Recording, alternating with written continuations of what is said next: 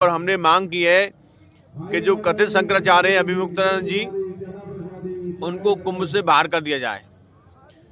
ये तीर्थयात्रियों में तरह तरह की अफवाह फैला रहे हैं।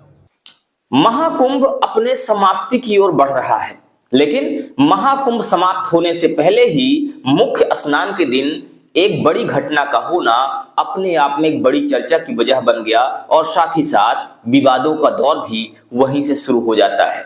विवादों का दौर शुरू होता है मौनी अमावस्या के भगदड़ से, जिसमें बताया जा रहा है कि कई लोगों के मारे जाने की खबर है। हालांकि शासन प्रशासन ने 30 लोगों की बात कही है। शासन प्रशासन की ओर से जो आंकड़ा जारी हुआ है उसके अनुसार 30 लोगों की मौत हुई है, लेकिन इस पर राजनीति गहराती हुई दिख रही है और राजनेता और अन्य लोग ये भी कह रहे हैं कि इसमें जो बात 30 लोगों की जा रही है, असल आंकड़ा 2500 से 3000 के बीच में है। अब ये सच्चाई क्या है, ये जांच का विषय है और इस पर शासन प्रशासन जांच करके ही आगे बढ़ सकता है। हालांकि शासन प्रशासन की तरफ से अभी तक जो स्पष्टीकरण आया है वो 30 लोगों का आया हुआ है, लेकिन जैसे जैसे मामला आगे बढ़ रहा है वैसे वैसे राजनीति गर्माती हुई दिख रही है।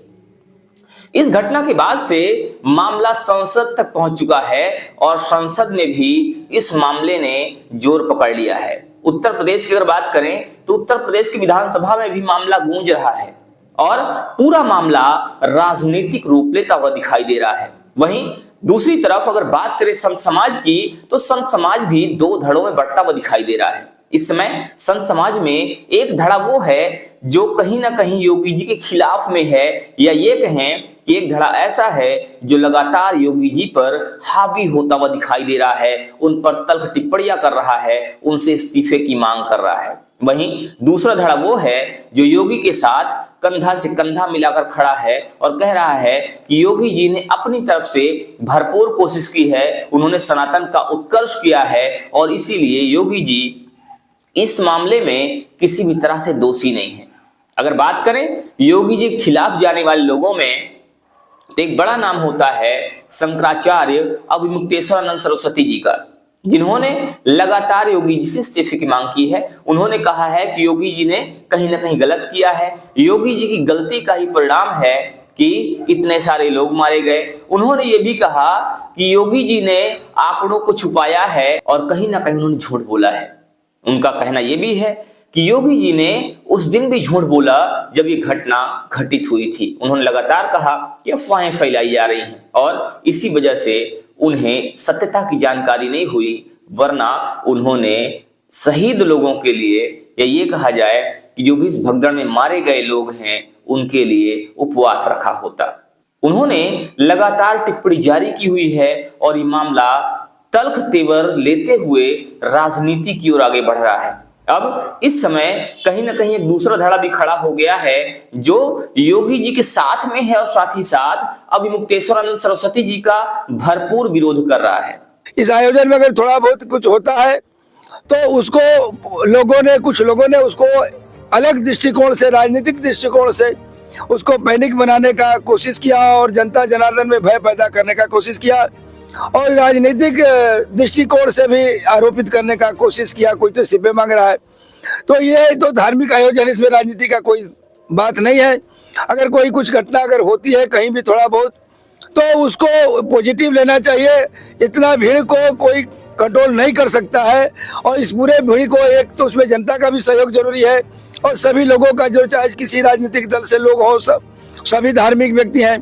तो अगर कोई व्यक्ति राजनीतिक वक्तव्य दे रहा है, कोई महात्मा भी अगर राजनीतिक व्यक्ति दे रहा है, तो उसके भक्त तो सभी राजनीतिक दल के हैं, तो अपने ही भक्तों के विरुद्ध में वो जा रहा है, क्योंकि जो भक्त उसके राजनीतिक दल के नहीं है, विरोधी है, तो वो तो अपने गुरु को गलत समझेगा।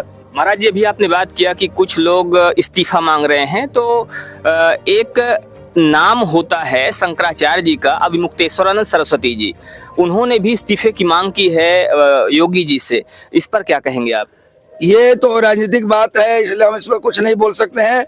और किसी संत महात्मा या कोई आचार्य, कोई भी परंपरा का आचार्य है, तो वो राजनीतिक वक्तव्य को नहीं देना चाहिए। ये नेता मदारी का काम है इस्तीफा मांगना। आप धर्म, आपको ये कहना चाहिए कि जनता जनार्दन को आपको संदेश देना चाहिए कि आप लोग धैर्य रखें और इस पर्व को शांतिपूर्ण ढंग से मनावे। आगे किसी तरह का कोई पुनरावृत्ति न हो। सभी लोग, जनता जनार्दन, शासन प्रशासन, भक्त, सभी एक दूसरे को सहयोग करते हुए बाकी जो अमृत का बेला है उसका आनंद उठाना चाहिए, ऐसा बोलना चाहिए।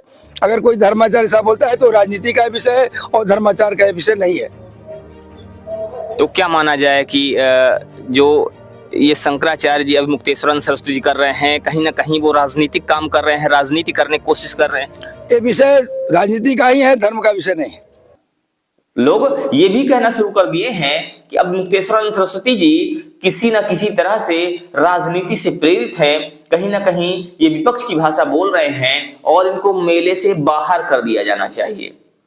आपको बता दें कि श्री कृष्ण जन्मभूमि संघर्ष न्यास के एक संत हैं जिनका नाम है फलाहारी, दिनेश फलाहारी बाबा। दिनेश फलाहारी बाबा ने योगी जी को अपने खून से खत लिखा है और खून से खत लिखकर उन्होंने योगी जी से सीधा सीधा मांग की है कि अभिमुक्तेश्वरानंद सरस्वती जी को महाकुंभ से बाहर का रास्ता दिखाया जाना चाहिए, महाकुंभ से बाहर कर दिया जाना चाहिए, क्योंकि वह विपक्ष की भाषा बोल रहे हैं और कहीं ना कहीं मेले में राजनीति फैला रहे हैं।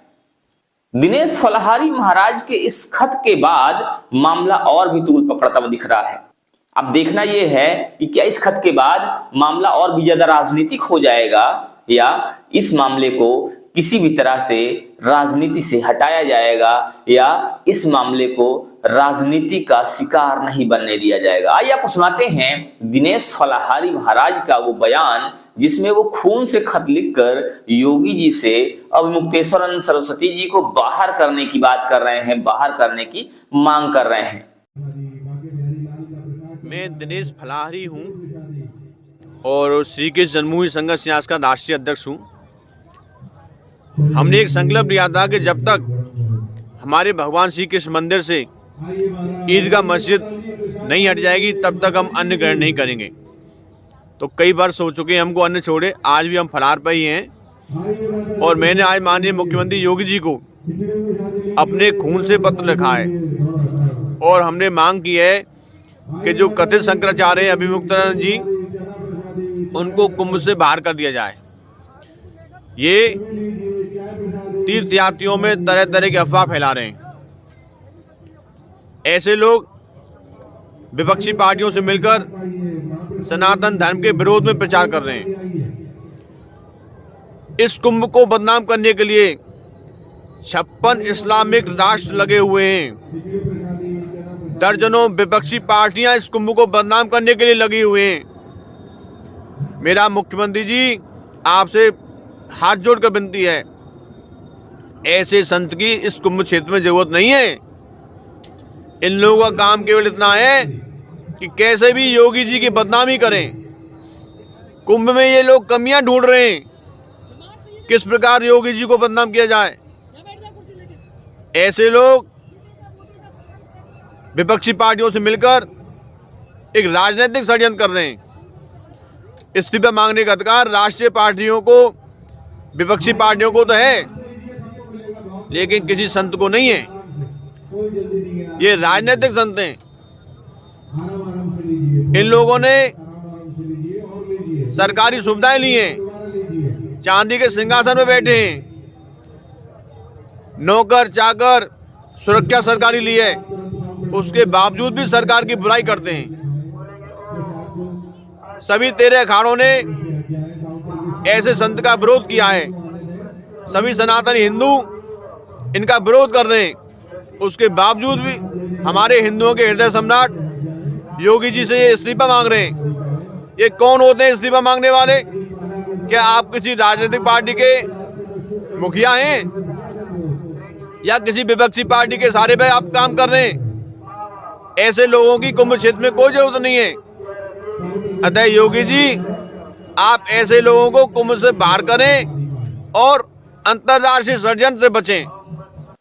क्या दिनेश फलाहारी महाराज की मांग मानी जाएगी या इस मांग को खारिज करके किसी भी तरह से महाकुंभ की गरिमा को बनाए रखने की कोशिश जारी रहेगी? आने वाले समय में क्या होता है ये देखने वाली बात होगी। बने रहिए हमारे साथ। खबरों के अपडेट के लिए और देखते रहिए आपका अपना चैनल अखंड भारत बुलेटिन। जय हिंद, जय भारत।